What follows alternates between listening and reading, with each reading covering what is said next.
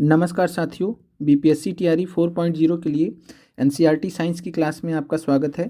आज की क्लास में हम आपके लिए विज्ञान एनसीईआरटी से संबंधित बहुत ही महत्वपूर्ण टॉपिक लेके आए हैं। क्लास 10th एनसीईआरटी से अध्याय 6 नियंत्रण एवं समन्वय, और इसके अंतर्गत हम केंद्रीय तंत्रिका तंत्र, जिसको सेंट्रल नर्वस सिस्टम बोलते हैं, उसके बारे में अध्ययन करेंगे। साथ में हार्मोन्स के बारे में अध्ययन करेंगे, ग्रंथियों के बारे में अध्ययन करेंगे। और आज की जो क्लास है परीक्षा दृष्टि से बहुत ही महत्वपूर्ण रहने वाली है।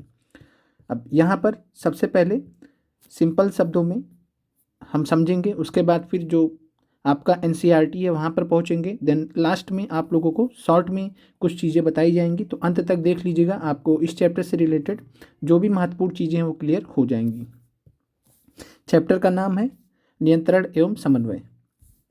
यहाँ पर बात करें तो जो जंतुओं में तंत्रिका तंत्र होता है, एनिमल में नर्वस सिस्टम होता है, तो अगर हम उसकी बात करें तो जंतुओं में जो नियंत्रण और समन्वय का कार्य होता है, शरीर के विभिन्न जो भाग हैं, पार्ट्स ऑफ ऑर्गन हैं, उनके बीच में जो नियंत्रण और समन्वय का कार्य होता है वो तंत्रिका और पेशी ऊतक के द्वारा किया जाता है। तो नर्वस टिश्यू और मस्कुलर टिश्यूज़ के माध्यम से किया जाता है जंतुओं में। फिर बात करते हैं तो हमारे पर्यावरण में सभी सूचनाओं का जो पता होता है कुछ तंत्रिका कोशिकाएं के जो है विशिष्टीकृत सिरों द्वारा लगाया जाता है, जिनके बारे में अभी हम अध्ययन करेंगे। जब हम न्यूरॉन का अध्ययन करेंगे तो न्यूरॉन के अध्ययन में हम देखेंगे कि जो तंत्रिका कोशिका होती हैं, यानी कि जो न्यूरॉन सेल होते हैं, तो न्यूरॉन सेल या न्यूरॉन बोलिए, सिंपली एक ही चीज़ है। तो न्यूरॉन या न्यूरॉन सेल में या तंत्रिका कोशिका के कुछ सिरे होते हैं, विशिष्टीकृत सिरे होते हैं, जो पर्यावरण में सभी सूचनाओं का पता लगाने में माहिर होते हैं। फिर बात करते हैं कि ये जो ग्राही होते हैं, जो रिसेप्टर्स होते हैं, हमारी ज्ञानेंद्रिया जो सेंस ऑर्गन्स होते हैं उसमें स्थित होते हैं, जैसे कि आंतरिक कर्ण, नाक, जिह्वा आदि में। फिर यहाँ पे बात करें तो दो प्रकार के आपके एनसीईआरटी में रिसेप्टर्स की बात दी गई है। पहला है रस संवेदी ग्राही, जिसको गस्टेटरी रिसेप्टर्स बोलते हैं। रस संवेदी ग्राही क्या करता है, तो ये स्वाद का पता लगाते हैं। घ्राण ग्राही क्या होते हैं, तो ये ऑल फैक्ट्री रिसेप्टर्स होते हैं। ऑल फैक्ट्री रिसेप्टर्स से गंध का जानकारी मिलता है, गंध का पता चलता है हमारे शरीर को। फिर यहाँ पर बात करते हैं न्यूरॉन के बारे में। तो न्यूरॉन से संबंधित आप लोगों को महत्वपूर्ण तथ्य यहाँ पे जो है समझ में आ जाएगा। साथ में न्यूरॉन होता क्या उसके बारे में भी आपको जानकारी मिल जाएगी। तो ये आपके सामने न्यूरॉन का एक जो है पिक्चर है। ये जो पार्ट आप देख पा रहे हैं न्यूरॉन सेल का पिक्चर है ये, और न्यूरॉन सेल में ये जो पार्ट है इसको हम केंद्रक या न्यूक्लियस बोलते हैं। और यहाँ पर जो आप ब्रांच देख पा रहे हैं कि बहुत सारी ब्रांचेस हैं, तो ये जो ब्रांचेस होती हैं इनको क्या कहते हैं, तो इन ब्रांचेस को हम द्रुमिका कहते हैं। क्या कहते हैं, द्रुमिका कहते हैं। इंग्लिश में डेंड्राइट कहते हैं या डेंड्रॉन कहते हैं। तो द्रुमिका या डेंड्राइट कहते हैं। और इसके अलावा यहाँ पर बात करें तो ये आपका पूरा कंप्लीट एक न्यूरॉन का पिक्चर है। और यहाँ पर जब हम देखते हैं तो जो भी आँख, कान, नाक, त्वचा, जीभ के माध्यम से जो कुछ भी पर्यावरण में हमें अनुभूति होती है, तो अभी हमने देखा था कि तंत्रिका कोशिका के विशिष्टीकृत सिरे के द्वारा जो है उनको पहचान लिया जाता है। तो विशिष्टीकृत सिरा कौन सा है जो आँख, कान, नाक, त्वचा, जीभ के माध्यम से जो भी चीज़ें आ रही हैं उनको पता लगा पाता है, तो उसका नाम है द्रुमिका, डेंड्राइट जिसको बोलते हैं। तो डेंड्राइट के माध्यम से जो तंत्रिका कोशिका होती है वो इन सारी चीज़ों को, जो संवेदी अंग से जो कुछ भी जानकारी मिलती है, सूचनाएं मिलती हैं, उनको प्राप्त कर लेते हैं। तो डेंड्राइट या डेंड्रॉन क्या होते हैं, तो सभी संवेदी अंगों से सूचनाओं को सबसे पहले रासायनिक ऊर्जा के रूप में ग्रहण करते हैं ये। इन्हीं को हम डेंड्राइट या द्रुमिका या डेंड्रॉन कहते हैं। तो डेंड्रॉन क्या है, तो डेंड्रॉन जो है यहाँ पे फिर से एक बार देख लीजिए कि पर्यावरण में सभी सूचनाओं का पता कुछ तंत्रिका कोशिकाओं के विशिष्टीकृत सिरों, तो ये जो सिरा है, टिप है, इसी का नाम है डेंड्रॉन, जिससे सूचनाओं का जानकारी मिलता है। और ये आँख, कान, नाक, त्वचा, जीभ के माध्यम से जो कुछ भी सेंसरी ऑर्गन से जो कुछ भी सूचनाएं मिल रही हैं वो किस रूप में आएगा, तो ये रासायनिक ऊर्जा के रूप में डेंड्रॉन ग्रहण करता है। तो रासायनिक ऊर्जा शब्द याद रखिएगा कि रासायनिक ऊर्जा के रूप में डेंड्रॉन ग्रहण करता है। अब जब रासायनिक ऊर्जा के रूप में ग्रहण कर लिया तो इसको यहाँ पर आप साइटोन देख पा रहे हैं। तो साइटोन जो होता है, साइटोन का काम क्या होता है, तो ये एक्चुअली में साइटोन एक न्यूरॉन के चयापचय, मेटाबॉलिज्म को विनियमित करने के लिए जिम्मेदार होता है। तो न्यूरॉन के चयापचय को विनियमित करने के लिए जिम्मेदार होता है। और इसका मेन काम क्या होता है, जो सूचनाएं मिलती हैं द्रुमिका में, डेंड्राइट में, रासायनिक ऊर्जा में, उसको किस रूप में परिवर्तित करता है, तो विद्युत ऊर्जा या इलेक्ट्रिक इम्पल्स में परिवर्तित करता है। तो साइटोन के बारे में आपको ध्यान रखना है। फिर एक्सॉन क्या होता है, जिसको हम तंत्रिकाक्ष बोलते हैं। तो एक्सॉन यहाँ पर फिगर में आप देख सकते हैं। तो एक्सॉन जो होता है ये क्या करता है, एक्सॉन का काम है सूचनाओं को एक न्यूरॉन से दूसरे न्यूरॉन में भेजने का। तो एक न्यूरॉन से दूसरे न्यूरॉन में किसके माध्यम से जाएंगे, तो एक्सॉन के माध्यम से। यहाँ से पास आउट होकर यहाँ पहुँचे, फिर एक्सॉन के माध्यम से जो है दूसरे जो न्यूरॉन्स होंगे उनकी तरफ डायरेक्ट किया जाएगा। साइनेप्स क्या होता है, सिनेप्स क्या होता है, इस बार बीपीएससी टीआरई 3.0 में पूछा भी गया था। तो साइनेप्स या सिनेप्स क्या होता है, तो दो तंत्रिका कोशिका के मध्य खाली स्थान को हम साइनेप्स या सिनेप्स कहते हैं। तो यहाँ पर आप देखिएगा, तो जब एक जो तंत्रिका कोशिका है, एक न्यूरॉन सेल है, तो जब न्यूरॉन सेल यहाँ पर कंप्लीट हो रहा है, पूरा हो जा रहा है, तो यहाँ पर कुछ ऐसे कनेक्शंस होते हैं कि दूसरा न्यूरॉन भी इससे जुड़ा होता है। तो यहाँ पे जो दूसरा न्यूरॉन जुड़ा होता है, दूसरे न्यूरॉन जुड़ने की कोशिश करता है, तो जो बीच में जो खाली स्थान होता है, जो स्पेस होता है, इसी को हम बोलते हैं सिनेप्स या साइनेप्स। तो आपको क्लियर हो गया होगा। इसके बाद क्या होता है, साइनेप्स के बाद दूसरा न्यूरॉन शुरू हो जाएगा और ये बीच में जो खाली स्थान होता है, गैप होता है, इसी को हम साइनेप्स बोलते हैं। और एक न्यूरॉन दूसरे न्यूरॉन से पास आउट होता रहता है, तो जो सूचना यहाँ पर आई तो वो न्यूरॉन तक भी पहुँचती हैं। और जो ये सिरे होते हैं इनको हम बोलते हैं साइनेप्टिक नॉब, जो अंतिम छोर पे होते हैं।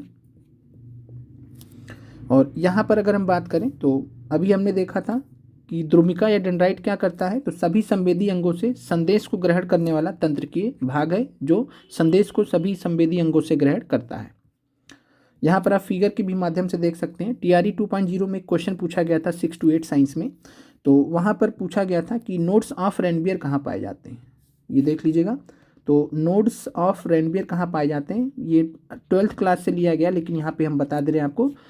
हालांकि 6 to 8 साइंस में पूछा गया था, तो इंपॉर्टेंट है प्रीवियस ईयर क्वेश्चन में।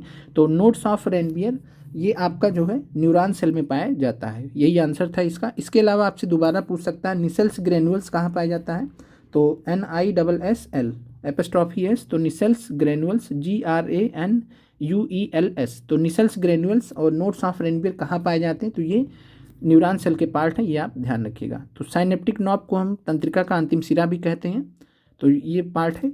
और तंत्रिकाक्ष एक्सॉन है, और ये आपका द्रुमिका हो गया, ये भी द्रुमिका है, ये भी द्रुमिका है, वो लिखा यहाँ पर है, तो उससे आपको कोई परेशान होने वाली दिक्कत नहीं है।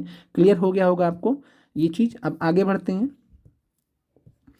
मानव तंत्रिका तंत्र की जब हम बात करते हैं, तो मानव तंत्रिका तंत्र में दो पार्ट होते हैं। सेंट्रल, जो यहाँ पर ह्यूमन नर्वस सिस्टम लिखना था,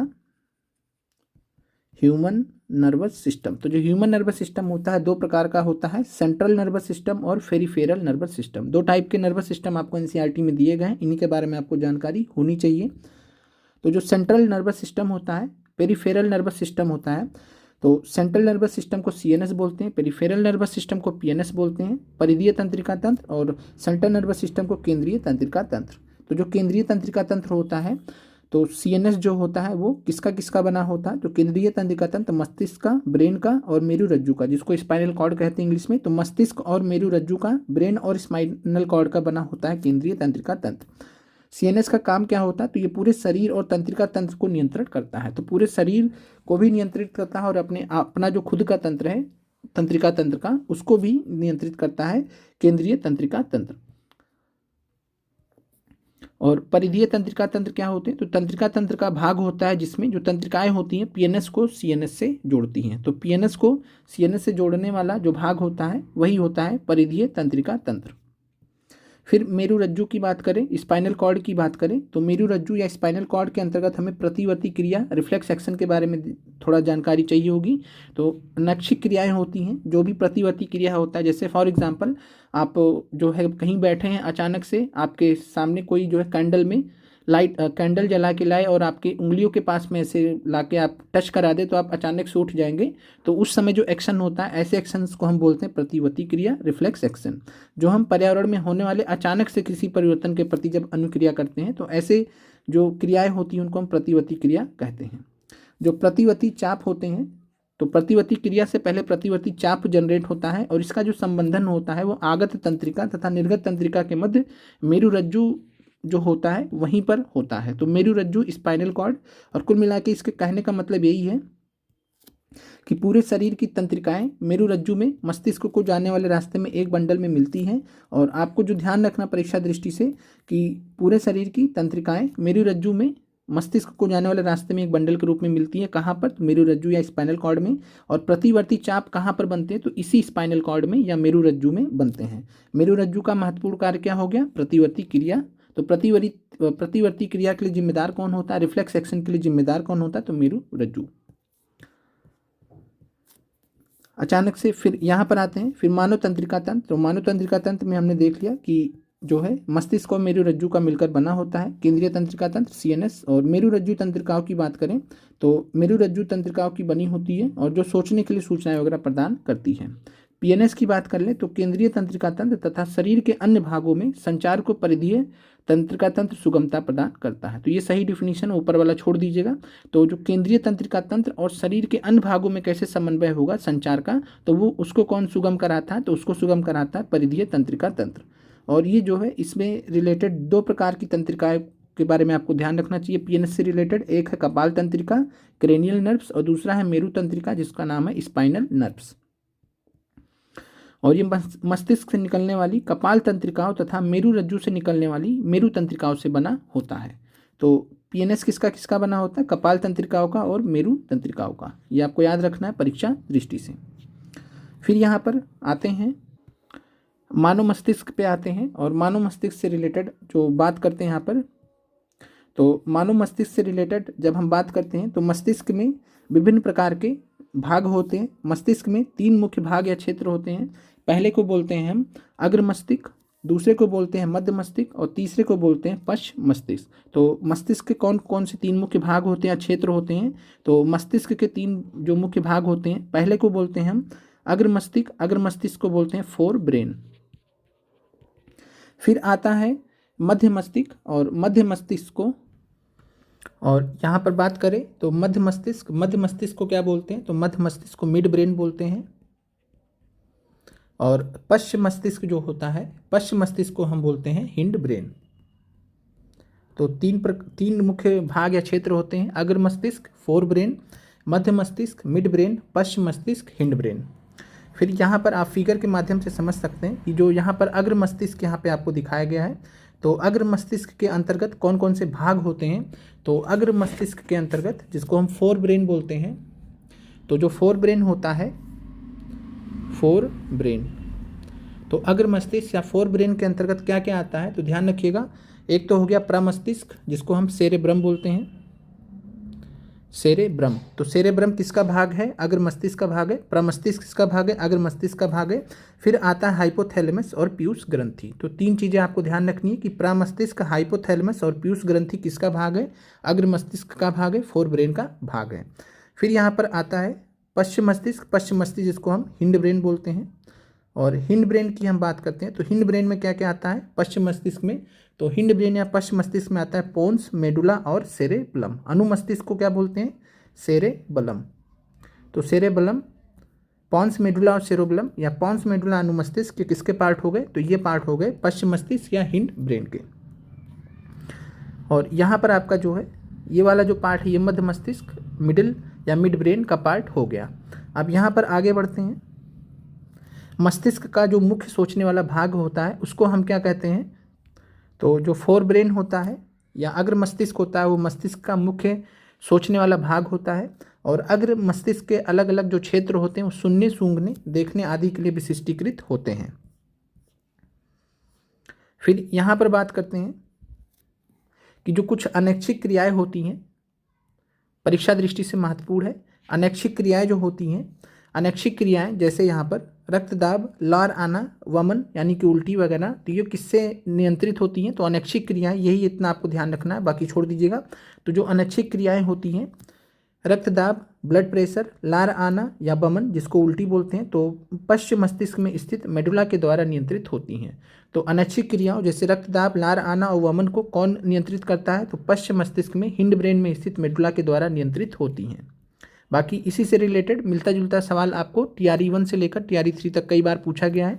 आपने प्रीवियस ईयर क्वेश्चन में देखा भी होगा कि पोन्स, मेडुला, सेरुबलम, उस प्रश्न का आंसर है। अभी वो ध्यान नहीं आ रहा कि एग्जैक्टली क्वेश्चन क्या था, बाकी प्रीवियस ईयर क्वेश्चन में हमने डिस्कस कराया है।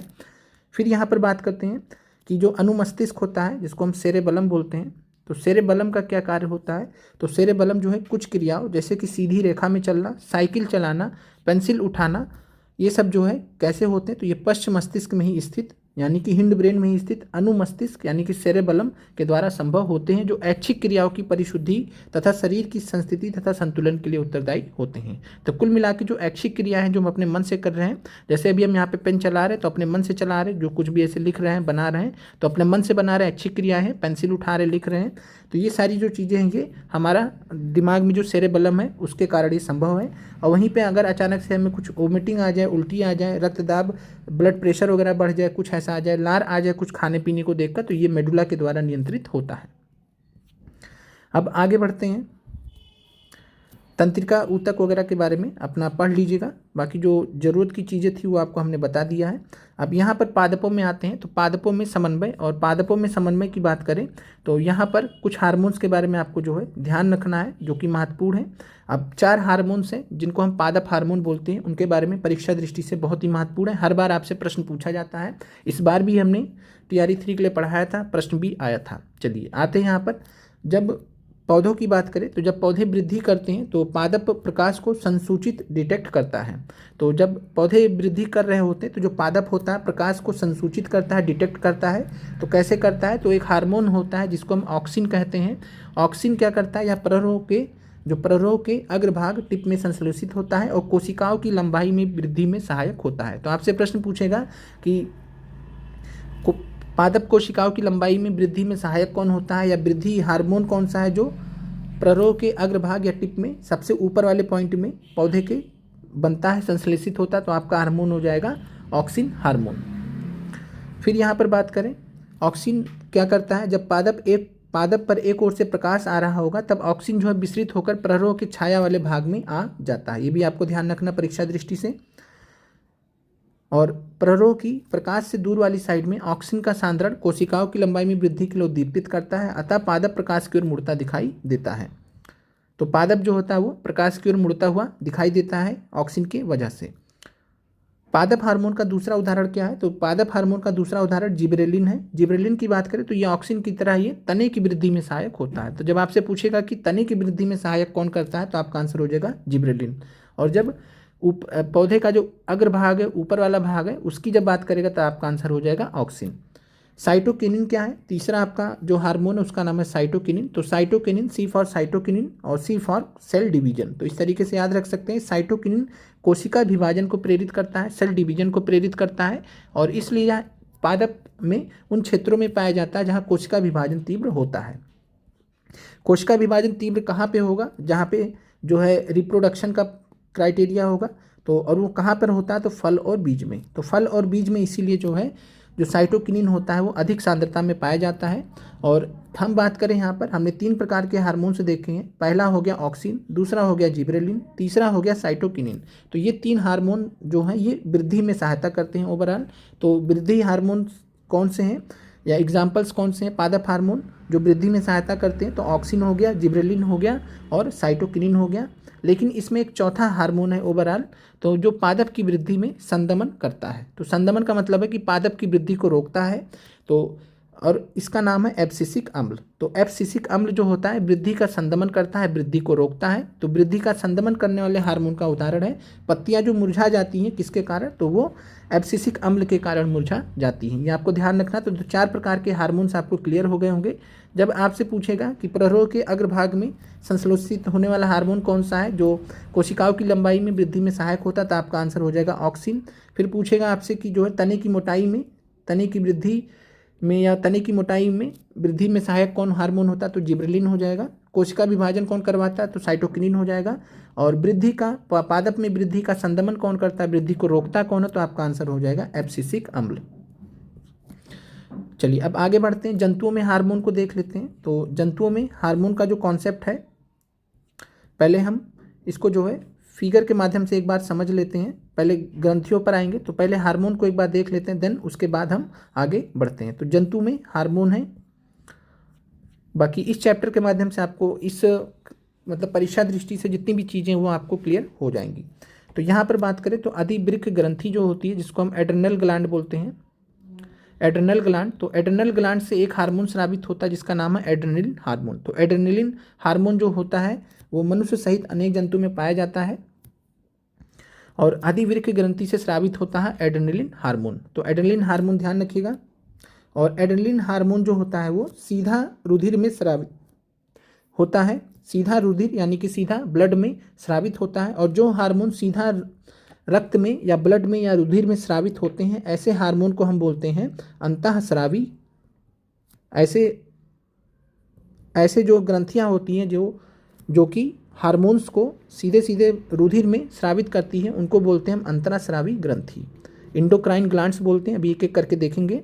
और एड्रेनलिन ग्लैंड जो होता है, एड्रेनलिन ग्लैंड से कौन सा हार्मोन निकलता है? तो एड्रेनलिन हार्मोन निकलता है, सीधे रुधिर में स्रावित होता है। और कौन करता है इसको? तो अधिवृक्क ग्रंथि से स्रावित होता है ये, तो यह ध्यान रखना है। और अधिवृक्क ग्रंथि को क्या बोलते हैं? तो एड्रेनल ग्लैंड। तो एड्रेनल ग्लैंड से ही नाम से ही इसका नाम बना दिया गया। तो एड्रेनल ग्लैंड से क्या निकलेगा? एड्रेनलिन हार्मोन सीधा रक्त में स्रावित होगा, शरीर के विभिन्न भागों तक पहुंचा दिया जाता है, हृदय सहित लक्ष्य अंगों या विशिष्ट ऊतकों पर कार्य करता है। हृदय की धड़कन जब बढ़ जाती है ताकि हमारी पेशियों को अधिक ऑक्सीजन की आपूर्ति हो सके, पाचन तंत्र तथा त्वचा में रुधिर की आपूर्ति कम वगैरह हो जाती है। तो कुल मिला के आपको इतना ध्यान रखना है कि जब बहुत तेज़ी से उत्तेजना वगैरह आती है तो एड्रेनलिन हार्मोन आपका एक्टिव हो जाता है शरीर में। कभी कहीं आप बहुत ज़्यादा घबरा गए, बहुत ज़्यादा डर गए, तब भी आपका एड्रेनलिन हार्मोन आ जाता है। इसको फ्लाइट और फियर हार्मोन भी कहा जाता है। फ्लाइट मतलब भाग गए डर के मारे, फ्लाइट और फाइट हार्मोन। तो फ्लाइट और फाइट, तो फ्लाइट यानी कि डर के मारे भाग गए, और फाइट का मतलब है कि एकदम से उत्तेजना आ गई और लड़ लिए। तो दो प्रकार के फ्लाइट या फाइट हार्मोन इसको बोला जाता है। फिर यहाँ पर बात करते हैं, जो फिगर है यहाँ पर आपसे परीक्षा में प्रश्न भी पूछा गया था। तो मानव की अंतःस्रावी ग्रंथियाँ दी गई हैं। अंतःस्रावी ग्रंथियों को हम इंडोक्राइन ग्लैंड बोलते हैं, इंडोक्राइन ग्लैंड बोलते हैं। और अंतःस्रावी जो ग्रंथियाँ होती हैं, इनका काम क्या होता है? तो अंतःस्रावी ग्रंथियाँ हार्मोन सिक्रीट करती हैं। तो ये आपको ध्यान रखना है, हार्मोन सिक्रीट करती हैं। इनका काम क्या होता है अंतःस्रावी ग्रंथियों का? हार्मोन सिक्रीट करना। और ये हार्मोन किस में सिक्रीट करेंगी? तो सीधे रुधिर में, सीधे रुधिर में करती हैं। इसीलिए इनको हम क्या बोलते हैं? तो इनको हम डक्टलेस ग्लैंड बोलते हैं, डक्टलेस ग्लैंड बोलते हैं। अभी हम डिटेल में इनके बारे में देखेंगे आगे। तो यहाँ पर अगर हम बात करें तो जो हमारा मस्तिष्क वाला हिस्सा है, जो हमारा सिर वाला हिस्सा है, सिर या मस्तिष्क वाला हिस्सा है, तो वहाँ पर 3 प्रकार की ग्रंथियाँ पाई जाती हैं। हाइपोथैलेमस है, पीनियल है और पीयूष ग्रंथि। तो पीनियल ग्रंथि, पीयूष ग्रंथि, हाइपोथैलेमस का लोकेशन कहाँ है? तो ब्रेन वाले पार्ट में है, सिर वाले पार्ट में है। फिर बात करें गले में, तो गले में जो है आवटु ग्रंथि, आवटु ग्रंथि को थायराइड ग्रंथि बोलते हैं।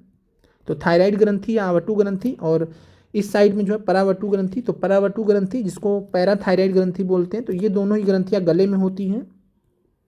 फिर जो वक्ष वाला पार्ट है, वक्ष यानी कि सीना हो गया, तो सीने वाला जो पार्ट है मनुष्य में, तो वक्ष या सीने वाला जो पार्ट हो गया, वक्ष में होता है थाइमस ग्रंथि। तो जो थाइमस ग्रंथि उसका काम क्या होता है? तो जो थाइमस ग्रंथि में बच्चों में ज़्यादा एक्टिव होता है, जैसे जैसे एज बढ़ती है वैसे वैसे कम हो जाता है। तो इसको जो है बुढ़ापे की डोर बोला जाता है। तो बुढ़ापे की डोर पकड़े हुए हार्मोन किसको बोला जाता है? थाइमस ग्रंथि को। फिर यहाँ पर आते हैं तो जो है यहाँ पर तब बात करते हैं कि उदर गुहा में कौन कौन से ग्रंथियाँ होती हैं। तो उदर गुहा जिसको हम एब्डोमिनल कैविटी बोलते हैं, तो एब्डोमिनल कैविटी वाले पार्ट में शरीर के अधिवृक्क ग्रंथि होती है। तो आपसे पूछा जा सकता है प्रश्न कि अधिवृक्क ग्रंथि का लोकेशन कहाँ? तो उदर गुहा में, एब्डोमिनल कैविटी में। इसके अलावा यहाँ पर जो महिलाओं में जो होता है जिसको हम बोलते हैं अंडाशय, तो अंडाशय वाला जो ग्रंथि होता है जिसको हम ओवरी बोलते हैं, तो ये भी जो है ध्यान रखिएगा उदर गुहा में पाया जाता है। इसके अलावा जो वृषण का लोकेशन होता है जिसको टेस्टिस बोलते हैं, पुरुषों में पाया जाता है। तो ये जो ग्रंथि होती है ये जो है उदर गुहा से बाहर की तरफ होती है। अब आते हैं यहाँ पर, और अभी अंत में एक एक करके इन हार्मोन्स की जो खास बातें हैं, इन ग्रंथियों की जो खास बातें उनको देख भी लेंगे हम। अब यहाँ पर बात करें आयोडीन युक्त नमक या आयोडीन से संवर्धित जो भी हम खाते पीते हैं, तो क्यों खाते हैं? तो जो आवटु ग्रंथि होती है जिसको हम थायराइड ग्रंथि बोल रहे हैं, तो आवटु ग्रंथि को थायरॉक्सिन हार्मोन बनाने के लिए आयोडीन आवश्यक है। तो आप ध्यान रखिएगा कि इंग्लिश से नाम पकड़िएगा तो आपको आसानी रहेगी। आवटु ग्रंथि को ही इंग्लिश में बोलते हैं थायराइड ग्रंथि। तो थायराइड ग्लैंड, तो थायराइड ग्लैंड से कौन सा हार्मोन बनेगा? थायरॉक्सिन हार्मोन, मिलता जुलता हार्मोन बनेगा, और इसके लिए आयोडीन आवश्यक होता है। थायरॉक्सिन का काम क्या होता है? परीक्षा दृष्टि से महत्वपूर्ण है, पूछा गया है। तो थायरॉक्सिन जो है कार्बोहाइड्रेट, प्रोटीन तथा वसा के उपापचय का मेटाबॉलिज्म का नियंत्रण करता है हमारे शरीर में और वृद्धि के लिए उत्कृष्ट संतुलन उपलब्ध कराता है। थायरॉक्सिन के संश्लेषण के लिए आयोडीन अनिवार्य है, ये आपको ध्यान रखना है कि किस हार्मोन के संश्लेषण के लिए आयोडीन अनिवार्य है, तो थायरॉक्सिन हार्मोन के लिए। और अगर किसी को आहार में आयोडीन की कमी हो जाएगी तो किस बीमारी से ग्रसित हो सकता है, तो ग्वाइटर से ग्रसित हो सकता है, जिसमें गर्दन वगैरह जो है फूल जाता है। तो ये आपको क्लियर हो गया होगा। थायरॉक्सिन हार्मोन जो निकालता है अवटु ग्रंथि या थायराइड ग्रंथि। फिर हम बात करते हैं यहाँ पर, कभी कभी ऐसे व्यक्तियों के संपर्क में आते जो बहुत छोटे होते हैं, बहुत बौने होते हैं या बहुत अधिक लंबे होते हैं, तो इसका कारण क्या होता है, तो पीयूष ग्रंथि जो होती है, पीयूष ग्रंथि की बात करें यहाँ पर, तो पीयूष ग्रंथि को हम वृद्धि हार्मोन बोलते हैं। पीयूष ग्रंथि को इंग्लिश में पिट्यूटरी ग्लैंड बोलते हैं, पिट्यूटरी ग्लैंड बोलते हैं। और जो पीयूष ग्रंथि होती है या पिट्यूटरी ग्लैंड होती है, तो इससे स्रावित होने वाला हार्मोन होता है, वृद्धि हार्मोन होता है। और ये जो वृद्धि हार्मोन होता है शरीर की वृद्धि और विकास को नियंत्रित करता है। और अगर मान लीजिए बाल्यकाल में इस हार्मोन की कमी हो जाती किसी बच्चे में या बच्ची में, तो बौनापन का कारण आगे चलकर बन सकता है। तो ध्यान रखिएगा कि वृद्धि को प्रेरित करने वाला हार्मोन कौन है शरीर में। हाइट वगैरह को कम ज़्यादा, अगर कमी रहेगी तो कम रह जाएगा, बहुत ज़्यादा अगर हो गया तो बहुत हाइट लंबी हो जाएगी। तो आंसर है पीयूष ग्रंथि। तो पीयूष ग्रंथि जो है वृद्धि हार्मोन शरीर की वृद्धि और विकास को नियंत्रित करता है। चलिए, फिर जब आयु हमारी 10 से 12 वर्ष की रहती है और जो परिवर्तन आते हैं यौन अवस्था से संबंधित जो परिवर्तन आते हैं, तो ये किस लिए आते हैं, तो जो पुरुष होते हैं, पुरुष में टेस्टोस्टेरोन हार्मोन का श्रावण होता है, सिक्रीट होता है, और महिलाओं में एस्ट्रोजन का श्रावण सिक्रीट होता है। तो आपको ध्यान रखना, टेस्टोस्टेरोन जो है किससे रिलेटेड है, तो मेल हार्मोन से रिलेटेड है, और एस्ट्रोजन जो है किससे रिलेटेड है, तो ये फीमेल हार्मोन से रिलेटेड है। अब यहाँ पर एक बताया गया है कि कोई एक व्यक्ति है जिनको डॉक्टर ने अपने आहार में कम शर्करा लेने की सलाह दी, बोला कि कम चीनी खाइए क्योंकि वे मधुमेह के रोगी हैं, मधुमेह यानी कि डायबिटीज। तो उपचार के रूप में वो इंसुलिन का इंजेक्शन भी ले रहे हैं। और यह जो एक हार्मोन होता है, तो इंसुलिन क्या होता है, एक हार्मोन की तरह होता है जिसका उत्पादन अग्नाशय में होता है। तो इंसुलिन जो होता है उसका जो उत्पादन होता है कहाँ पर बनता है, अग्नाशय में। अग्नाशय को हिंदी इंग्लिश में क्या कहते हैं, पैनक्रियास। और एग्जैक्ट लोकेशन ध्यान रखिए, islet of Langerhans, islet of Langerhans करके नाम है, एक बार चेक कर लीजिएगा। आइलेट ऑफ लैंगरहैंस पैनक्रियास में एक स्थान है, आइलेट ऑफ लैंगरहैंस पैनक्रियास या अग्नाशय में स्थान है, वहीं पर उत्पादन होता है इंसुलिन हार्मोन का। और इसका काम क्या होता है, तो रुधिर में शर्करा स्तर जो शुगर लेवल होता है उसको नियंत्रित करने में सहायता करता है। अगर यह उचित मात्रा में स्रावित नहीं होता है तो रुधिर में शर्करा स्तर, शुगर लेवल बढ़ जाएगा और हानिकारक प्रभाव हो सकते हैं। और मान लीजिए कि अगर किसी के ब्लड में शुगर लेवल बढ़ गया है, तो अग्नाशय की जो कोशिका संसूचित डिटेक्ट कर लेती है, तो अग्नाशय की जो कोशिका होती है उसको पता कर लेती है, जानकारी ले लेती है, और उसकी अनुक्रिया में अधिक इंसुलिन स्रावित करने लगती है ताकि जो रुधिर में ब्लड लेवल बढ़ गया उसको कंट्रोल किया जा सके। इसीलिए बोला जाता है कि बहुत ज़्यादा जो चीनी से शुगर से रिलेटेड जो प्रोडक्ट्स है उसको नहीं खाना चाहिए, खासकर जो आर्टिफिशियल प्रोडक्ट्स हैं, बहुत ज़्यादा मीठा वगैरह नहीं खाना चाहिए। और जब रुधिर में शर्करा का स्तर कम हो जाएगा तो इंसुलिन का स्रावण भी कम हो जाएगा। मान लीजिए कोई है जो कुछ नहीं, चीनी वगैरह कुछ भी नहीं खा रहा है, तो सिर्फ बस करेला ही खाते जा रहा है, तो उसका क्या होगा कुछ टाइम बाद, तो इंसुलिन का स्रावण उसका बॉडी कम करेगा, जितना रिक्वायरमेंट होगा उसके हिसाब से। चलिए, अब वृद्धि हार्मोन में देख लेते हैं। तो वृद्धि हार्मोन से रिलेटेड यहाँ पर आपका जो है वृद्धि हार्मोन किसको बोलते हैं, तो पीयूष ग्रंथि को, पिट्यूटरी ग्लैंड को, सभी अंगों में वृद्धि प्रेरित करता है।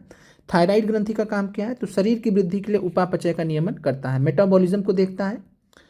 फिर इंसुलिन की बात करें तो शर्करा स्तर का नियमन करता है। टेस्टोस्टेरोन वृषण ये पुरुषों में पाया जाता है। अंडाशय ये जो है महिलाओं में।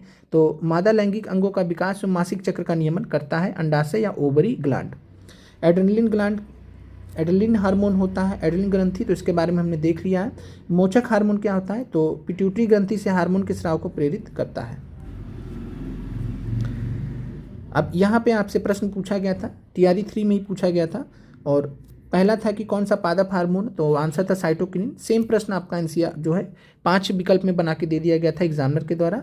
तो इंसुलिन, एस्ट्रोजन और थायरॉक्सिन जो हार्मोन है ये एनिमल हार्मोन है जो हमारे अंदर पाए जाते हैं, जंतु हार्मोन है। साइटोकिनिन क्या है, तो साइटोकिनिन पादप हार्मोन है। 4 पादप हार्मोन हमने पढ़े हैं, पहला ऑक्सिन है, दूसरा जिबरेलिन है, तीसरा साइटोकिनिन है, चौथा एब्सिसिक अम्ल है। दो तंत्रिका कोशिका के मध्य खाली स्थान को क्या कहते हैं? तो एक तंत्रिका आपने देखा पढ़ा और फिर दूसरी तंत्रिका बीच में स्टार्ट होगी, बीच में जो खाली स्थान था उसको हमने क्या देखा? वो था सिनेप्स था। और द्रुमिका क्या होता है? तो द्रुमिका जहाँ पर सबसे पहली बार सूचना मिलती है। मस्तिष्क उत्तरदायी होता है किसके लिए? तो मस्तिष्क सोचने के लिए, शरीर का संतुलन बनाए रखने के लिए, हृदय स्पंदन। तो उपरोक्त सभी यहाँ पर आंसर हो जाएगा, आसान प्रश्न है। अब यहाँ पर जो है ग्रंथि से रिलेटेड जो इंपॉर्टेंट फैक्ट्स है वो देख लीजिए। तो ग्रंथि ग्लैंड की बात करें तो ये इपिथेलियल टिश्यू का बना होता है, उपकला ऊतक का बना होता है, परीक्षा में आपसे पूछा जा सकता है। ग्रंथि की बात करें तो ग्रंथि जो है या तो हार्मोन रिलीज करेगा या तो इंजाइम रिलीज करेगा या तो दोनों रिलीज करेगा। कैसे कैसे तो वो देख सकते हैं।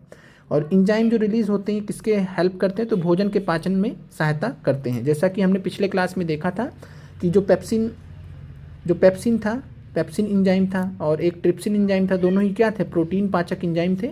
याद आया होगा आपको पिछली क्लास में। तो ये भोजन के पाचन में हेल्प करते हैं। तो इंजाइम को भी कौन निकालता है? तो ग्रंथियाँ या ग्लैंड्स। अब ग्रंथियों के बारे में एक एक करके देख लेते हैं। 3 प्रकार की ग्रंथियाँ होती हैं। पहला है बाह्यस्रावी ग्रंथि। तो बाह्यस्रावी ग्रंथि को एक्सोक्राइन ग्लैंड बोलते हैं। दूसरा है अंतःस्रावी ग्रंथि। तो अंतःस्रावी ग्रंथि को हम इंडोक्राइन ग्लैंड बोलते हैं। तीसरा है मिश्रित ग्रंथि जिसको हम मिक्स ग्लैंड बोलते हैं। इसको अलग किस प्रकार से किया गया है? तो जो नलिका युक्त ग्रंथियाँ होती है जिसको हम डक्ट ग्लैंड बोलते हैं, तो इनको हम बोलते हैं बाह्यस्रावी ग्रंथियाँ। तो जो बाह्यस्रावी ग्रंथियाँ एक्सोक्राइन ग्लैंड होते हैं, डक्ट ग्लैंड्स होते हैं, डक्ट के माध्यम से इनमें सिक्रीट होता है। नलिका युक्त ग्रंथियाँ होती हैं और अपना जो स्राव होता है ये टारगेट अंग तक जो है किसके माध्यम से भेजते हैं? तो डक्ट्स। जो शरीर के अंदर डक्ट्स बने होते हैं तो डक्ट्स के माध्यम से एक पतला सा पाइप समझ लीजिए कि एक पतला सा पाइप है जिसके माध्यम से जो है यहाँ पर श्रावण कर रही हैं, सिक्रीट कर रहे हैं टारगेट अंग तक। तो जो एक्सोक्राइन ग्लैंड होते हैं, बाह्यस्रावी ग्रंथियाँ होंगी, वो नलिका युक्त ग्रंथियाँ होती हैं, अपना स्राव टारगेट अंग तक भेजती हैं। किसके माध्यम से? नलिका के माध्यम से, डक्ट के माध्यम से। और ये इंजाइम का अधिक मात्रा में श्रावण करती हैं। तो इंजाइम को कौन सिक्रीट करता है? तो एक्सोक्राइन ग्लैंड्स। और उदाहरण कौन सा है? तो यकृत है, यकृत लीवर। ये उदाहरण है किसके? तो उदाहरण है आप देख रहे हैं बाह्यस्रावी ग्रंथि एक्सोक्राइन ग्लैंड के। इस बार आपसे प्रश्न भी पूछा गया था। तो यकृत हो गया, लीवर जो कि सबसे बड़ा ग्रंथि है। पूरे जितनी भी ग्रंथियाँ आप पढ़ते हैं उनमें सबसे बड़ी ग्रंथि कौन सी है? तो यकृत ग्रंथि है। फिर आते हैं लार ग्रंथि। तो लार ग्रंथि भी जो है किसका उदाहरण है? तो एक्सोक्राइन ग्लैंड का उदाहरण है। जठर ग्रंथि गैस्ट्रिक ग्लैंड, ये भी आपका जो है उदाहरण है। फिर है लैक्राइमल। इस बार आपसे पूछा गया था कि कौन सा इंडोक्राइन नहीं है, तो लैक्राइमल किसका उदाहरण था? तो ये एक्सोक्राइन का उदाहरण था। फिर बात करते हैं स्वेद ग्रंथि जिसको हम स्वीट ग्लैंड बोलते हैं, जो पसीने वाला होता है। तो स्वेद ग्रंथि हो गया और साथ में स्तन ग्रंथि। तो जो मेमरी ग्लैंड्स होते हैं तो स्तन ग्रंथि, ये सभी उदाहरण किसके हो गए? यकृत, लार ग्रंथि, जठर ग्रंथि, लैक्राइमल ग्रंथि, स्वेद ग्रंथि, स्तन ग्रंथि, ये किसके उदाहरण हो गए? ये हो गए बाह्यस्रावी ग्रंथि या एक्सोक्राइन ग्लैंड्स के। अंतःस्रावी ग्रंथियाँ क्या होती हैं? तो इंडोक्राइन ग्लैंड्स जो होते हैं नलिका विहीन ग्रंथियाँ होती हैं, यानी इसमें डक्टलेस ग्लैंड्स होते हैं। इसमें किसी भी डक्ट की जरूरत नहीं पड़ती, किसी भी नलिका, किसी भी पाइप की जरूरत नहीं पड़ती है। इसमें जो ग्रंथियाँ होती हैं, अपना जो स्राव होता है, अपना सिक्रीशन होता है, वो सीधे सीधे किस में छोड़ती हैं? रुधिर, ब्लड में छोड़ देती हैं। और उसी में किसका स्राव होता है? हार्मोन का स्राव। तो हार्मोन का स्राव कौन करता है? तो हार्मोन का स्राव अंतःस्रावी ग्रंथियाँ इंडोक्राइन ग्लैंड करते हैं। और यहाँ पर जब आपसे सवाल पूछेगा इंजाइम का स्रावण कौन करता है, तो इंजाइम का स्राव बाह्यस्रावी ग्रंथियाँ एक्सोक्राइन ग्लैंड करते हैं। तो ये आपको क्लियर हो गया होगा। फिर आते हैं मिश्रित ग्रंथि क्या होती है? Mix gland. तो समझ लीजिए कि ऐसा कोई ग्लैंड जो एक्सोक्राइन ग्लैंड भी हो, जो इंडोक्राइन ग्लैंड भी हो, ऐसा कोई ग्लैंड जो मतलब इंजाइम भी सिक्रीट करता हो, हार्मोन भी सिक्रीट करता हो। तो हार्मोन और इंजाइम दोनों का स्राव करने वाले जो ग्लैंड्स होते हैं उनको हम मिक्स ग्लैंड, मिश्रित ग्लैंड कहते हैं। उदाहरण आपके पास है पैनक्रियास, अग्नाशय। तो पैनक्रियास, अग्नाशय मिक्स ग्रंथि का उदाहरण है, मिश्रित ग्रंथि का उदाहरण है, मिक्स ग्लैंड का उदाहरण है। अंतःस्रावी ग्रंथियाँ जो होती हैं इंडोक्राइन ग्लैंड्स, तो यहाँ पर जो सबसे पहली जो प्रथम जंतु हार्मोन की जो खोज की गई थी, तो ये आप ध्यान रखिएगा, सिक्रीटिन बोलते हैं। तो स्टर्लिंग साहब ने किया था खोज। ऑक्सिन जो है पहला पादप हार्मोन था जिसका खोज किया गया था। फिर दूसरा है अंतःस्रावी ग्रंथियाँ। यहाँ पर तो सिर में कौन कौन सी पाई जाती है हमने अभी देखा था, तो रिवाइज कर लेते हैं। तो पीनियल ग्रंथि, हाइपोथैलेमस और पिट्यूटरी, पीयूष ग्रंथि, ये सभी जो है सिर में, मस्तिष्क में पाई जाती हैं। पीयूष ग्रंथि, पिट्यूटरी ग्लैंड किसके लिए जानी जाती है? तो वृद्धि के लिए। अगर इसकी कमी रह जाएगी बाल्यकाल में तो हाइट कम रह जाएगी। गले में कौन सा हार्मोन ग्लैंड पाया जाता है? तो गले में आवटु ग्रंथि जिसको थायराइड ग्लैंड कहते हैं। दूसरा है परावटु ग्रंथि जिसको पैराथायराइड ग्लैंड कहा जाता है। वक्ष में कौन सा? तो थाइमस ग्रंथि पाई जाती है, थाइमस ग्लैंड पाया जाता है। उदर गुहा में तो एड्रेनल ग्लैंड, अधिवृक्क ग्रंथि जिसको बोलते हैं। फिर दूसरा है ओवरी ग्लैंड जिसको अंडाशय कहते हैं, केवल महिलाओं में पाया जाता है। फिर उदर गुहा से बाहर टेस्टिस वृषण ग्रंथि होती है जो पुरुषों में केवल पाई जाती है। और एड्रेनल जो ग्लैंड होता है इसका दूसरा नाम सुप्रारेनल ग्लैंड भी है, तो एड्रेनल ग्लैंड का नाम सुप्रारेनल ग्लैंड भी आप ध्यान रखिएगा। अधिवृक्क ग्रंथि का एक दूसरा नाम सुपररेनल ग्लैंड भी है। परीक्षा दृष्टि से कुछ महत्वपूर्ण बातें तो देख लीजिए। सबसे बड़ी ग्रंथि यकृत को बोलते हैं, लीवर को बोलते हैं। दूसरी सबसे बड़ी ग्रंथि अग्नाशय पैनक्रियास। तो जितनी भी ग्रंथियां हैं 3 प्रकार की आपने पढ़ी, उनमें सबसे बड़ी कौन सी है, तो यकृत है। दूसरे नंबर पे अग्नाशय है। सबसे बड़ी अंतःस्रावी ग्रंथियां कौन सी है, तो जो अंतःस्रावी इंडोक्राइन ग्लैंड्स पढ़े उनमें सबसे बड़ी ग्रंथि है अवटु ग्रंथि या थायराइड ग्रंथि। तो शब्द का ध्यान रखिएगा। मिश्रित ग्रंथि किसको बोलते हैं, तो अग्नाशय पैनक्रियास को। सबसे छोटी ग्रंथि कौन सी हो जाएगी, तो सबसे छोटी ग्रंथि हो जाएगी पीनियल काय या पीनियल ग्लैंड। तो जो पीनियल ग्लैंड होता है सबसे छोटी ग्रंथि है, मटर के दाने जैसी। फिर है ग्रंथियों में ग्रंथि किसको बोलते हैं, तो ग्लैंड्स ऑफ ग्लैंड किसको बोलते हैं, तो ये पैरावटु ग्लैंड। तो पैराथायराइड यानी थायराइड है तो थायराइड पे एक और थायराइड लग गया तो पैराथायराइड हो गया। तो पैरावटु ग्लैंड ये ग्रंथियों में ग्रंथि है, ग्लैंड ऑफ ग्लैंड्स है और पैरावटु ग्रंथि इसको बोलते हैं। फिर लैंगिक जैविक घड़ी कौन सी है, तो लैंगिक जैविक घड़ी का मतलब होता है जो हमारे जो बायोलॉजिकल क्लॉक को देखती है, तो ऐसी ग्रंथि को हम बोलते हैं पीनियल ग्लैंड। तो शरीर का जो लैंगिक जैविक घड़ी है किसको बोलते हैं, तो लैंगिक सेक्सुअल बायोलॉजिकल क्लॉक किसको बोलते हैं, पीनियल ग्लैंड को। मास्टर ऑफ मास्टर ग्रंथि किसको बोलते हैं, तो मास्टर ऑफ मास्टर ग्रंथि बोलते हैं हाइपोथैलेमस को। तो हाइपोथैलेमस ध्यान रखिएगा, मास्टर ऑफ मास्टर ग्रंथि बोलते हैं। शरीर का थर्मोस्टेट किसको बोलते हैं, तो हाइपोथैलेमस को बोलते हैं। शरीर का तापमान नियंत्रित करने में भी हेल्प करता है, तो बॉडी टेम्परेचर को रेगुलेट करता है हाइपोथैलेमस, इसीलिए इसको शरीर का थर्मोस्टेट बोलते हैं। थर्मोस्टेट होता क्या है, तो जो आप रेफ्रिजरेटर में टेम्परेचर कंट्रोल के लिए लगता है उसी को थर्मोस्टेट बोलते हैं। और शरीर हमारे बॉडी का थर्मोस्टेट किसको बोलते हैं, हाइपोथैलेमस को।